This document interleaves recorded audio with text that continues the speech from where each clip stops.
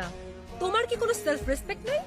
তুমি আমার ভাইয়ের গায়ে হলুদ এসে ইভেন্ট ম্যানেজমেন্টের কাজ করতেছো, আবার আমার রিলেটিভসদের ছবি তুলে দিতেছো, আর এদিকে বাবাকে বলে রাখছি তার সাথে তোমাকে দেখা করাইনি। এখন সেই যদি এই অবস্থায় তোমাকে দেখে কি হবে একবার ভাবছো? কি হবে? আবার জিজ্ঞাসা করতেছো কি হবে? Are you serious? এখন আমার দোষটা কোথায় আমাকে বলবা? হ্যাঁ, এখানে একটা সিলি ঝামেলা হয়েছিল, হুইচ আই ডিডন্ট নো। আমার কিছু করার ছিল না, বান্টি আমাকে বারবার কল দিয়ে জ্বালায় মারতেছিল। ইভেন আমি ওকে বলেও রাখছিলাম যেন আমাকে কল না করে, আমার যেন এখানে আসতে না হয়। বাট টিমটা তো আমার, কোনো প্রবলেম হইলে আমাকেই তো দেখতে হবে, রাইট? রায়ন, অনেক হয়েছে তুমি আর তোমার এই ফালতু টিম। মানুষের বয়ফ্রেন্ড ডাক্তার হয়, ইঞ্জিনিয়ার হয়, আর তুমি হইছো একটা ইভেন্ট ম্যানেজার। আজ যাইরা বাবা যদি জানতে পারে তুমি একটা ইভেন্ট ম্যানেজমেন্টে কাজ করো, কোনোদিন তোমার সাথে আমাকে বিয়ে দিবে না। এখন আমি তো এইটাই করি, it is what it is. কি করবো আমি এটার ব্যাপারে?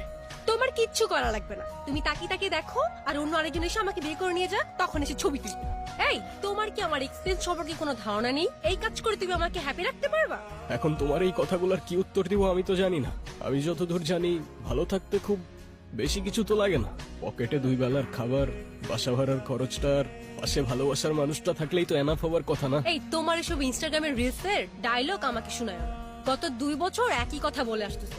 বাবা অলরেডি আমার জন্য একটা ছেলে ঠিক করে রাখছে, আর তার বাবা অনেক রিচ।